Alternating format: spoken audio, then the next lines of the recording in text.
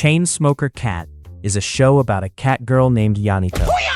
The name playfully combines the Japanese slang yani, meaning tobacco tar, with the suffix ko, representing a cat girl hooked on smoking. She's broke, unemployed, addicted to cigarettes, and her apartment has developed its own ecosystem. She smells like someone cremated a raccoon inside a KFC dumpster. Finally, a protagonist I can relate to. She lives in modern-day Japan, except humans and cat people live together. The cat people are all fucked in their heads. The humans are either trying to sleep with them or arrest them. There's no in-between.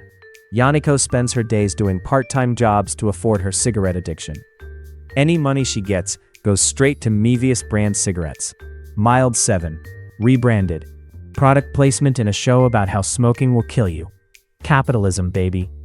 She lives in a tiny apartment managed by a guy everyone calls landlord. That's just his name now. His actual surname is Otani, but nobody cares. He's a bald, grumpy man who is really horny. He spends his free time tending his garden, working at the fire department, and I'm not making this up, having a deeply concerning relationship with a dog-girl sex doll. This is a real character. The writers looked at their script and said, you know what this smoking addiction comedy needs? A landlord with a furry doll fetish. And they were right. Yaniko has a little sister named Imuko, which literally means little sister, because the author ran out of creativity after naming the main character Tarkat. Imuko is the only normal person in this entire show. She goes to high school. She gets good grades. She visits Yaniko's apartment to clean it and probably question every life choice that led her to this moment. One time she walked in wearing a hazmat suit, lost her helmet, and immediately vomited a rainbow. We're not even 5 minutes in and someone's already yarfing Skittles.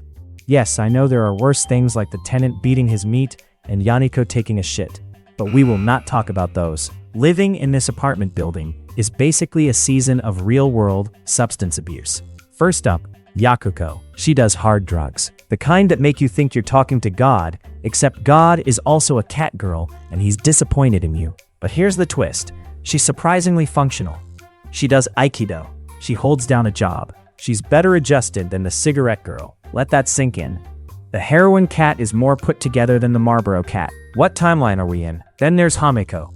Hamiko's full legal name is Yurofua Tenshi Hamiko, and she tried to change her surname to Easygoing Angel, but the government clerk misread it as Easygoing Anal Angel, and now that's on her passport. She plays fighting games, she streams, she has the bladder control of a toddler on a road trip.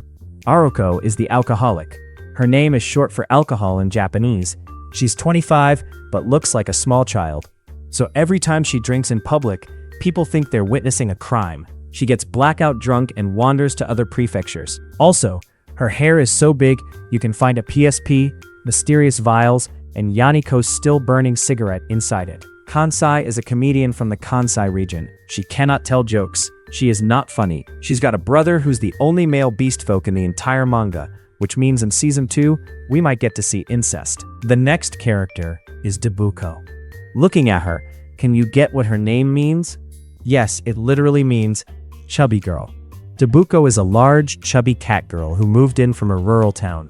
She is a big eater. The landlord took her to a sushi restaurant to celebrate her moving in, and she ordered so much food that he had a nightmare about her eating him. Also, she's underage, so when everyone else is drinking and smoking, she's just there, being large and unbothered. Yaniko tried to fight her in a sumo match, kicked her leg, and broke her own entire knee. And finally, Monkasu, a human manga artist whose pen name is Ochinpo Tatsuro, which means popping a boner. Her real name is Saori Tatsuno.